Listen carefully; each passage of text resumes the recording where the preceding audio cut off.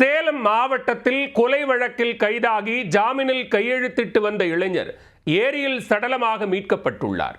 இறந்தவரின் இடுப்பில் கத்தியுடன் மீட்கப்பட்ட சம்பவத்தில் நடந்தது என்ன? சேலம் மாவட்டம் வாழப்பாடி அருகே உள்ள அரியாக்கவுண்டம்பட்டியைச் சேர்ந்தவர் 24 வயதான அருண்.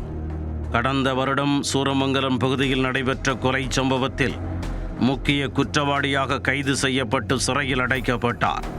பின்னர் ஜாமீனில் வெளிவந்து சூரமங்கலம் காவல் நிலையத்தில் தினமும் கையெழுத்திட்டு வந்தார். இந்நிலையில் சம்பவத்தன்று காவல் நிலையம் சென்றவர் மீண்டும் வீடு திரும்பவில்லை. எங்கு தேடியும் கிடைக்காததால் அவரது குடும்பத்தினர் போலீசாருக்கு தகவல் கொடுத்துள்ளனர்.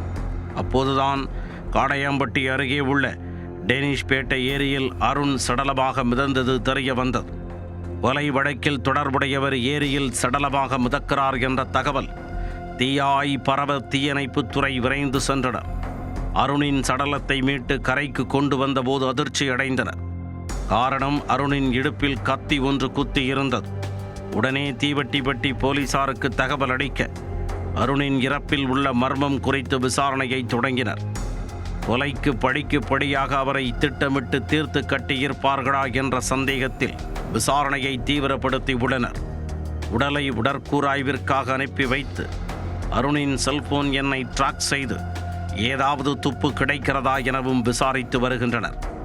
விசாரணையின் முடிவிலேயே அருணின் இறப்பில் உள்ள மர்மம் குறித்து வெளிவரும்.